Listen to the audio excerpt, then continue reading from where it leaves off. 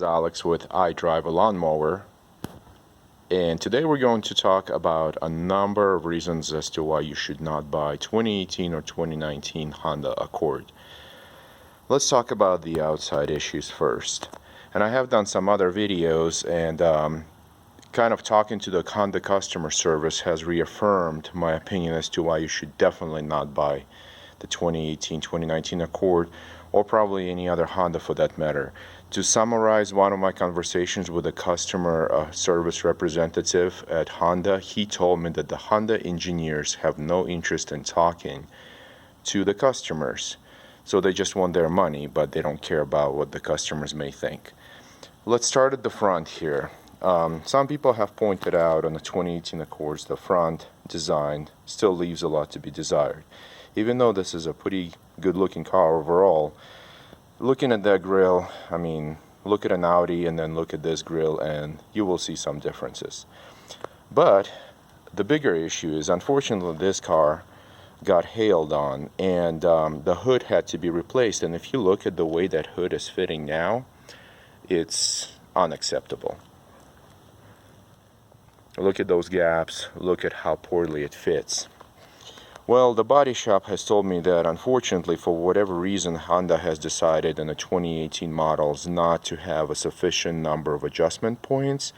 You know, that includes the adjustments you can make on the latch for the hood, the towers, that there is rubber towers that are usually under the hood, and the latches themselves. They have told me that there is a minimum number of adjustments they were able to make this fit right. And this hood is straight OEM from the factory. So they tried two different hoods, couldn't get them to fit. I'm gonna try maybe another body shop, but at this point, this is, you know, what's been put out by the Honda body factory. The other issue on the outside is the wheels. Even though they're kind of nice looking and they are 19 inches, the wheels are part of a problem. The car has very excessive noise to it. And I have talked to this about Honda as well. Their response is tough luck. And supposedly some of the 2018 models have resonators inside the wheels. I don't know if this one does or not, but the noise on some surfaces is horrendous. I mean, I realize this is a 19-inch wheel. I realize this is a sportier car, but the noise inside the cabin is unacceptable, and these wheels, or at least the tires, are part of the problem. The other thing that's frustrating is the suspension itself. Motor Trend, when they did a review of this well over a year ago of the preliminary model before the release of the 2018 Accord, they had specifically noted down that the noise on the car is very high. And they also had pointed out that you can bottom out the suspension. This has happened on this production model. So the suspension, even though it's supposed to be sporty, you can bottom out the suspension and you don't really have to try it that hard. So the suspension, the wheels, and some other factors contribute to the noise and lack of comfort in this car a lot. So going down on the outside, there's another issue. If you look, the gaps on the 2018 models are just horrible overall. If you look on the back lid, look at that.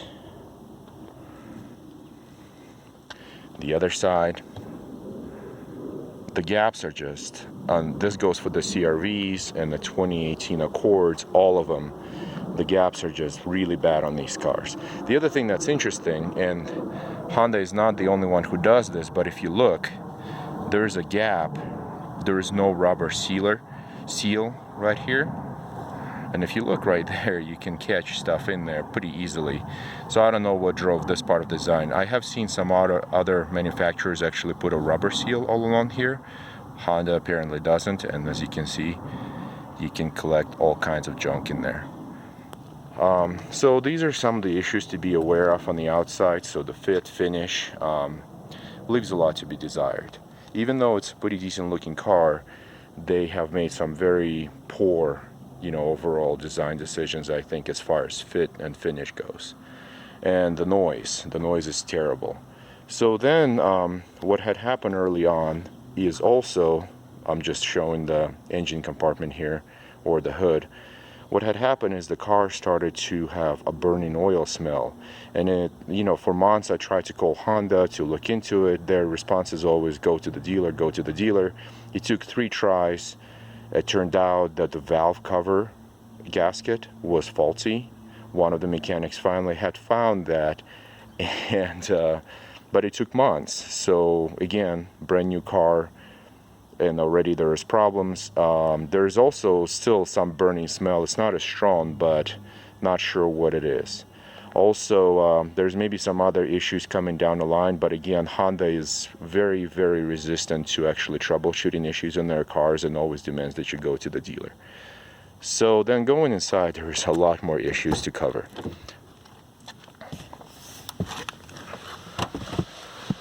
Number one, and it's a big one, is, and finally Honda had admitted that the head unit, or infotainment unit, has a number of issues with it. And one of the biggest ones is Honda had forced an update a little while ago for backup camera, and since the update, the unit actually randomly will shut itself down and reset. And Honda is supposedly working on a fix, which is pathetic, because if you talk to any given Tesla owner, they will tell you that Tesla is constantly pushing software updates to their cars to fix one issue or another, and Honda cannot even put together, one software update without breaking something, and then it cannot put together a software update to fix that. The other problem with this unit is that when you play music via Bluetooth, your album art will not show up. So other cars sometimes have that issues too, but Honda's is really bad. It doesn't even try.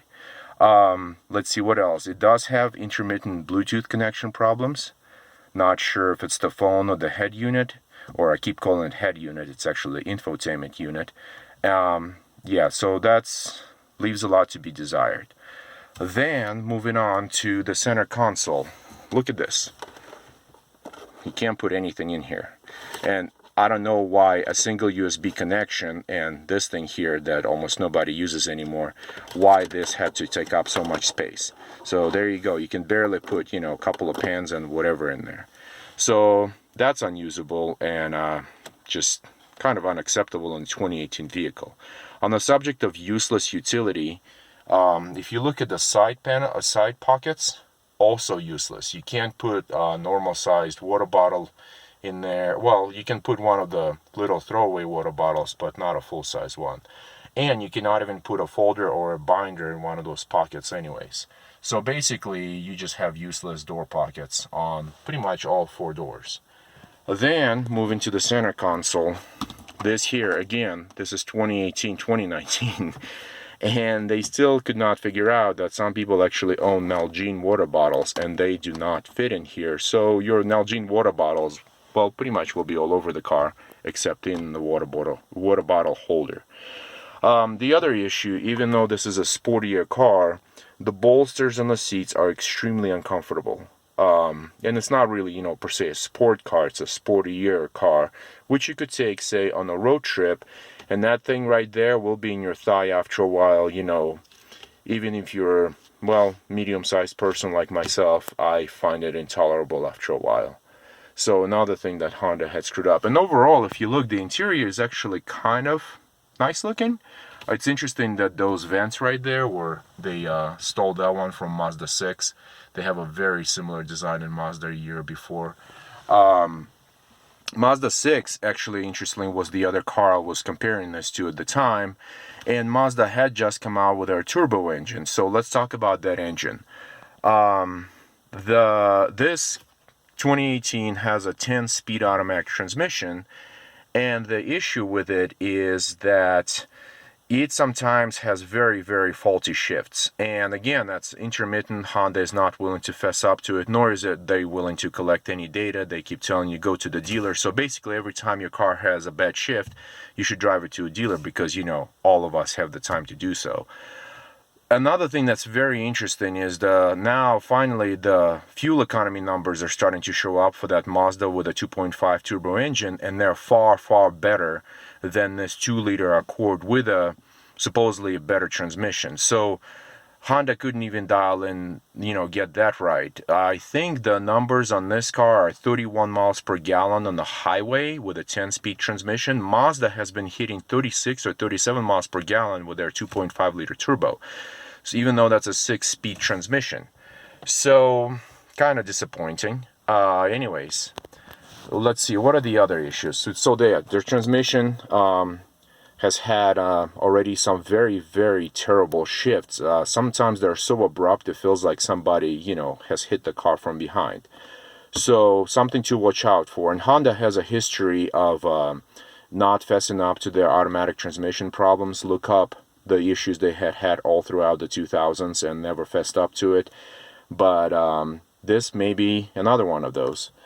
So let's see, what are the other issues on the inside? The one that's really annoying if, well, you happen to have kiddos, is the way these rear buckles are set up. If you have a car seat, or, well, actually one of the booster seats right here, the child cannot basically reach this easily because it's completely covered and out of the way, and they cannot click into there. So again, another thing to watch out for. The interior overall is, unfortunately, the only option they had was dark, or well, pretty much black plastic or black cloth, which in sunlight gets unbearably hot. I don't even know why they didn't even try at least light gray or, brownish or grayish, or there's a number of colors that they could have chosen, but this is the one. And when you get into this car after a long day in the sun, oh man. Let's see, what else? So, few other things that I'm maybe forgetting, but overall, just due to those, mainly the issues with the engine, the issues with the body panels, Honda kind of basically, saying it's not their fault. Nothing's ever seems to be their fault. That I can't not recommend this car for anybody to buy. Oh, here's another issue that I had forgotten. This piece right here, very early on, started to rattle and have issues. I've never had issues with this before. One of the mechanics was creative enough to finally put a piece of foam or something behind there to stop the rattle. Happened on both passenger and driver's side. And they, again, Honda says, well, take it to the dealer. What can the dealer do when Honda is producing faulty parts? Because this was starting to rattle again. So finally, again, the mechanic was creative enough to put a piece of foam in there. Another issue that happened is rattles in the doors. Again, something from the production line wasn't quite put together right. So the mechanic had to fix that. Again, the issue with the engine valve cover gasket was faulty. The transmission, like I said, misfires quite often at low speeds. So there seems to be something there. I mean, when it works, but when it doesn't, it really doesn't, and you notice it, and it's annoying. A few other things, like I said, the infotainment unit has a bug in it, and that Honda cannot seem to fix, and it's just not, overall, there's just other small issues with this that you start to notice after you use it a while. And let's see, like I said, very poor ergonomics here, very uncomfortable seats, and well, again, poor ergonomics here. Like as you can see, you can hardly put anything in there. So again, it was kind of a nice try by Honda. They were trying to really get their image back.